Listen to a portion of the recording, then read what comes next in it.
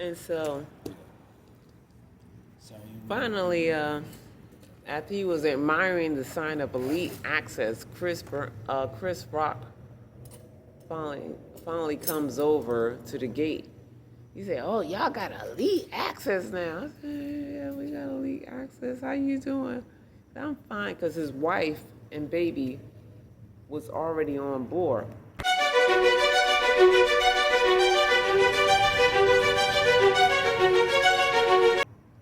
They was in first class. The wife and baby was in, maybe, I want to say, the second row, and he was in the other side of the second row. And so I had this standby. It was a buddy pass. The flight wasn't all that full. And so the buddy pass came through, and it was like a family member, so they was eligible for first class. And I said, it was only first class seat left. And I said, you know, I'm going to sit you, because it was the only seat left. I said, you're going to be sitting next to Chris Rock. He was like, what? I'm going to be sitting next to Chris Rock?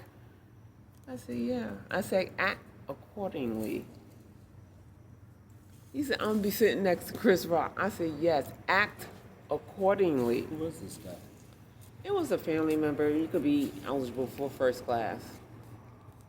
So. Was your family?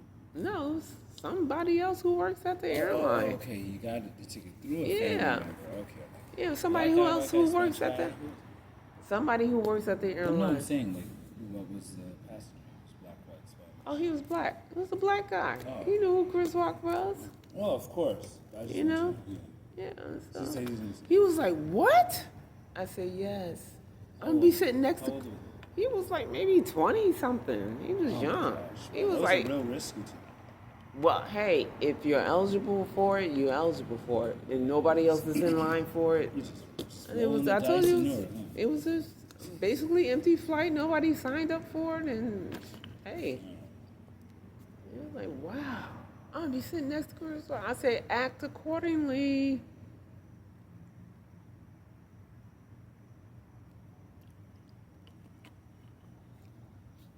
So, It was a long flight or short flight? I think it was to LA. Okay. So that's about 5 hours. 6 hours, yeah, about 6 hours. That's a good flight. Yeah, I met Jerry Lewis. He was in a wheelchair at the time, but he was still good, lucid and everything. And the wheelchair person rolled him up, exactly at my desk, at my counter to the gate.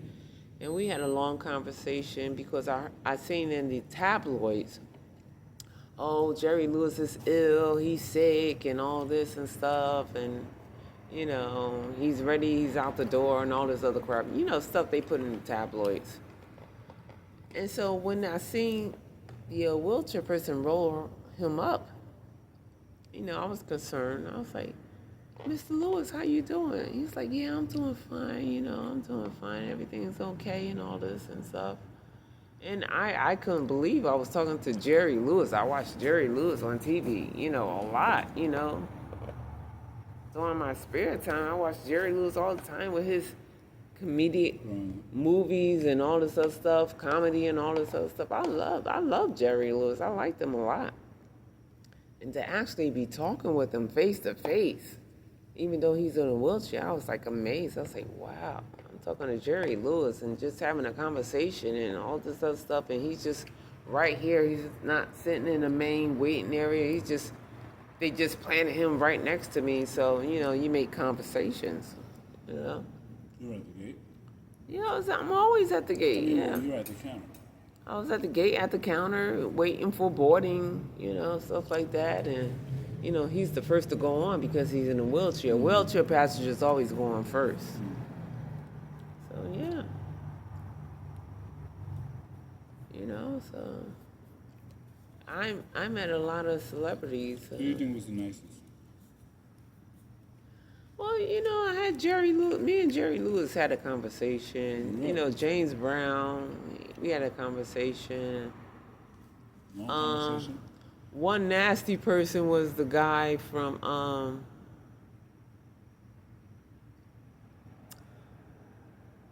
Tales from the Hood.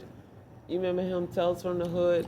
The light skinned guy who was when the little black people got the white guy, or either the Same guy who was in he was in Poetic Justice he was in as 187. the beauty parlor hairdresser, and he was having a fight with Talking about and he even played Huey Lewis or Huey Newton, or what's his name, the Black Panther guy. I don't know if I saw that, but I know you're talking about okay. The light-skinned Tales from the guy. Hood, you're talking about the guy who was the political advisor. Yeah, advisor, to him. Duke.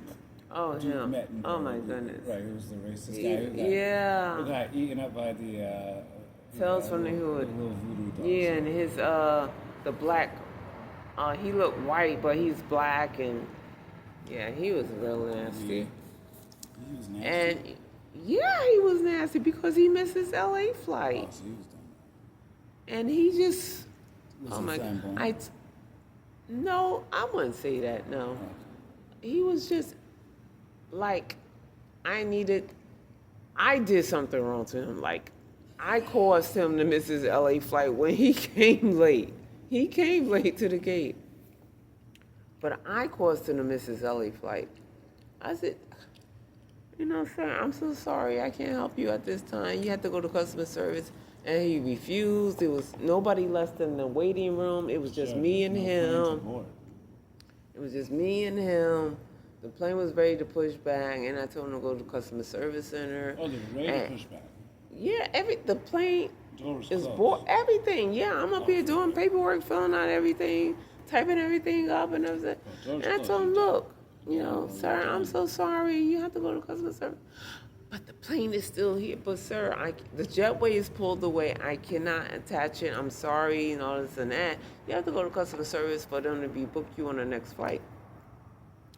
And he wanted to stand there and argue with me, and I was like, okay, you know what, Nikki? Fill out the rest of his paperwork, push You should tell him, in, you know, sir, I grab know- my bag No, underneath the counter, walk out the gate. Don't even walk, because usually you walk past the gate to go to your counter. No, I'm going to go through the ramp to get away from this man because he was kind of upset and angry. Just to get away from him.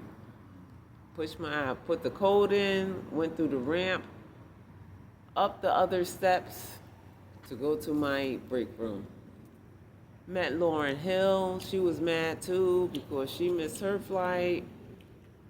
And it wasn't my flight, it was my co-worker's flight. And I was like, I want to see Lauren Hill. And so I go to my co-worker's flight. And so we go into the gate, and who's standing right there at the desk, waiting, like mad, and waiting for, you know, the representative agent to come. And I was like, girl, she waiting for you. She waiting for you. She is waiting for you, and she looks hot. And I said, I'm just going to stand by here and watch. And, you know, my coworker's like, oh, well, whatever. And so I just stood there, and Lauren Hill was at the desk right there in front of her. And my coworker was printing out her paperwork. How you doing? And she was like, that's all Lauren Hill was doing. She ain't acknowledged nothing. She wasn't happy at all. And so I was like, I'm glad it's not my flight. And then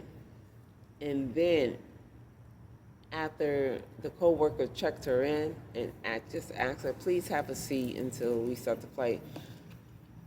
She was dressed nicely. She had a little fur thing, long boots on, and all that stuff. And she sat down right next to the desk. It's a waiting there, but she wasn't right next to it, but it was basically right next to the desk. No, not with the crew. It was an open area, but she sat right next to the desk. And I guess some ramp guys got wind of it that she was up here. And so they came up here wanting an autograph.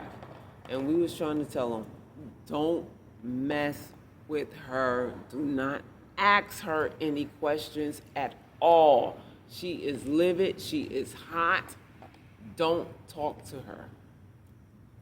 They ain't paying no attention to us. They ain't paying no attention to us. They go up and ask her for autographs. She looks at them with a death stare. And then when we saw that, I was like, told you, told you, told you, told you. And she just stared at them, stared at them. These rent people don't understand. When we tell you don't do it, I don't care. But they get off in this world. Y'all don't understand what's going on up here. Y'all don't understand the tension, what y'all want to do because y'all see them on TV all the time. It's like, don't mess with them. Do not interact. And she gave them a death stare, and he's holding out a pen and a pad, waiting for her to sign it. And it felt like a freaking minute or 2 minutes went by that she grabbed it and snatched it up and signed it and gave it back to him. And then the ramp agent gonna look at her like she nasty. We already forewarned you. Don't mess with her. Now is, well, see, you get what you get. You get what you get. We told you, don't bother her. Timing is everything. Don't bother her. She missed her flight. Do not bother her. And then the same with Beyonce. When Beyonce was up here, she was in the President's Club. She was going to LA. And I was doing the LA flight. The LA flight was on maintenance. And her big ass 6'9" bodyguard dressed in all black talking about we need to get down to the plane. I was like, and I was in charge of the flight going to LA. I was like, he was that big. I was like, who needs to get down to the plane? And then Beyonce stepped out from behind him. I was like, oh, okay. He said, we need to get down to the plane. I said, well, unfortunately, sir, I'm sorry. At this time, the plane is on maintenance. No one can go down to the plane at this time, only the flight crew.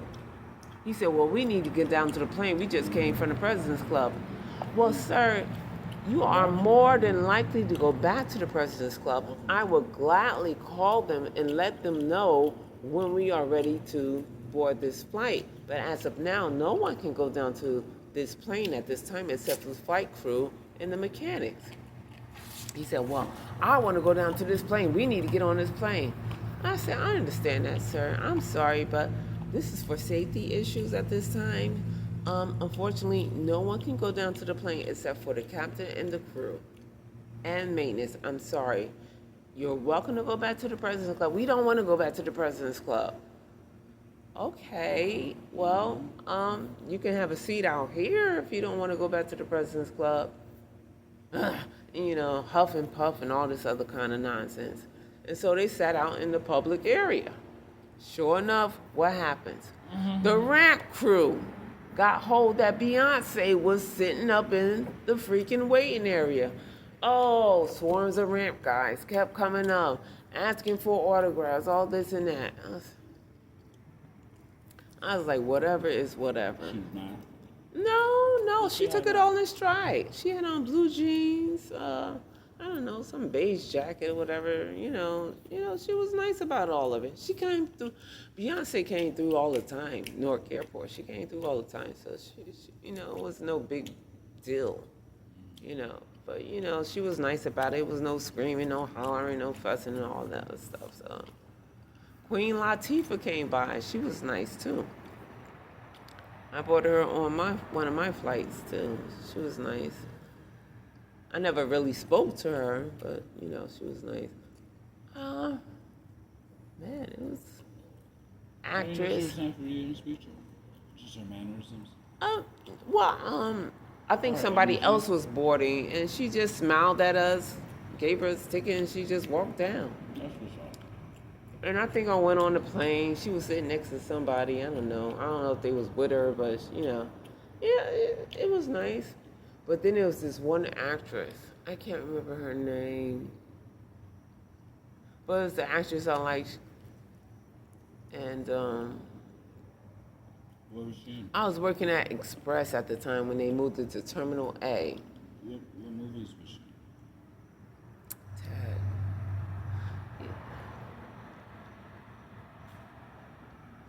It's not on my top of my head. I wish I knew her name. It was this white actress, and she always had black curly hair. She was in a movie with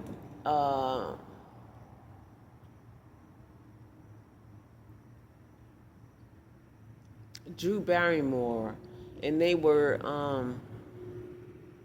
playing in a movie, a Western movie. Like it was 4 women, a Western movie, and it was killing people. Dad, what else she played? She played in a lot of different movies. I don't know why I don't know her name. I probably know her, but I can't remember. I have to research it.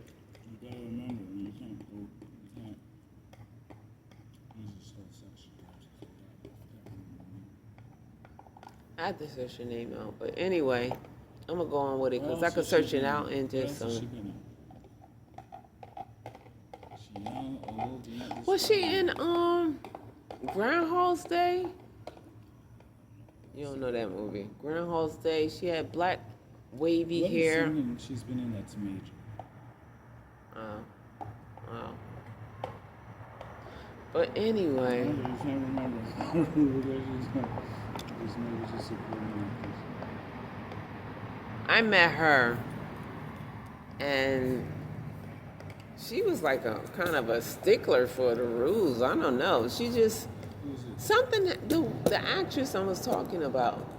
She played in a lot of Hallmark films now, and she was just standing by my desk. She wouldn't leave, and like she was monitoring black every. woman. She was a white woman. I told you, with black wavy hair.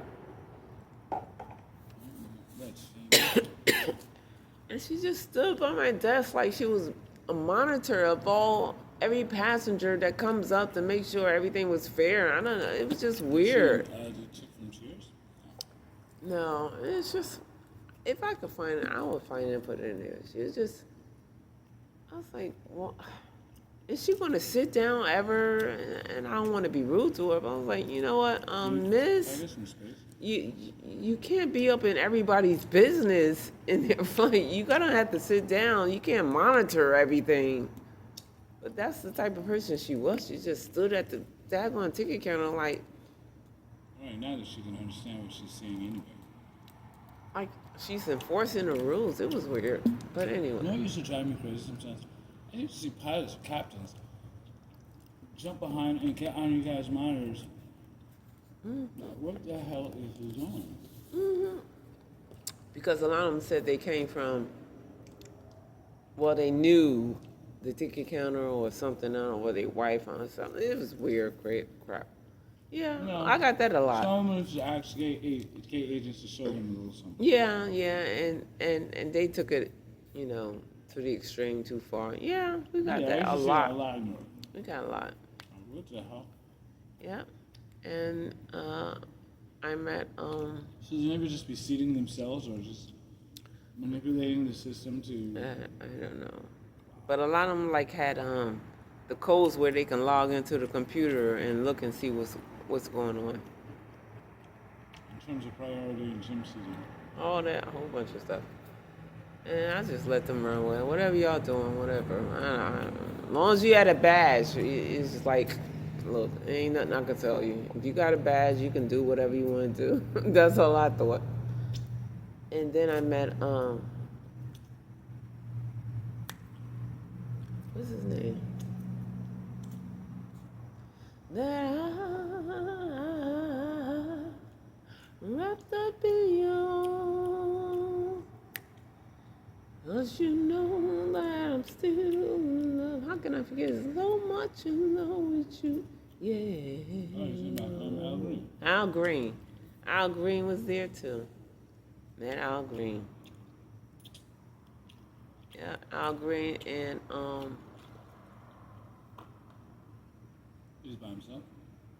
oh, they always have somebody with them traveling. And what's his name? The actor.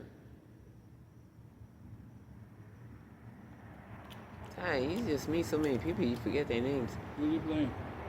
He played in a lot of stuff. Purge. Did he play in Purge?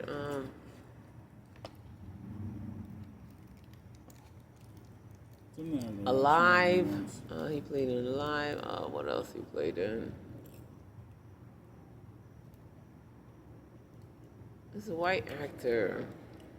Alive. He played in Alive. What major film he played in? Good grief.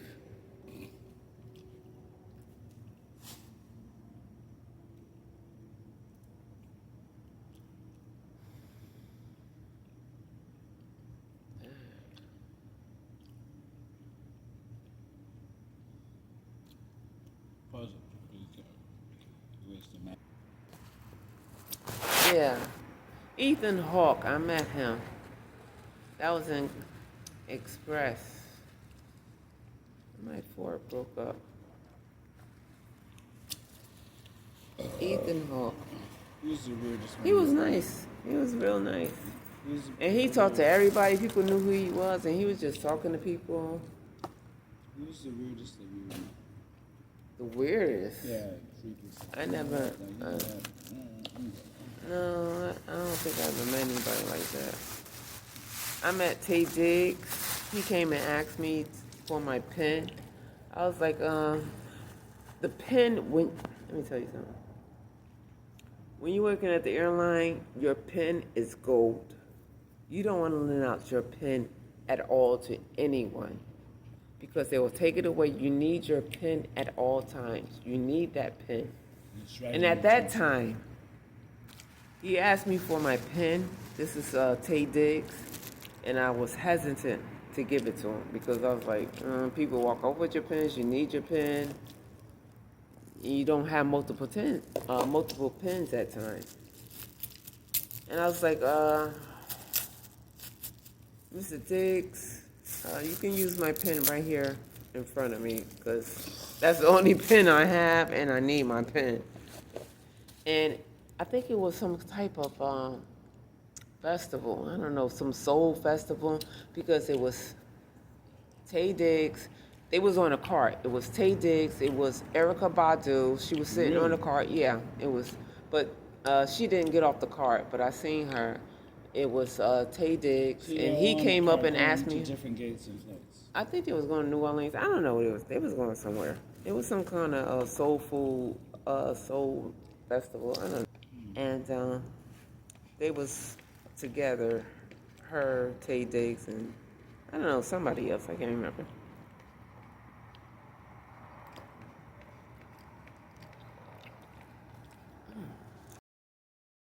Oh yeah. Oh yeah, this is good.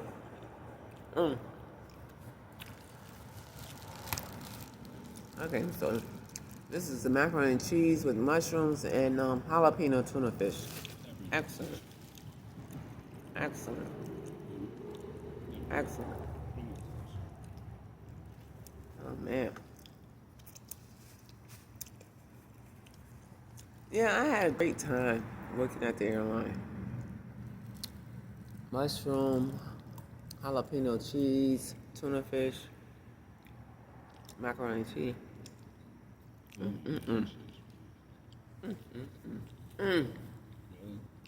Oh my goodness.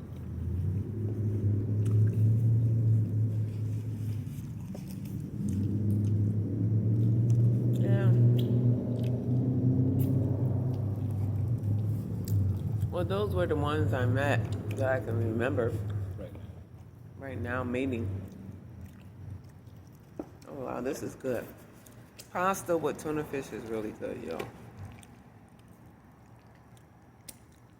Oh man, the mushrooms and the broccoli. I got broccoli in here. The Walmart mac and cheese.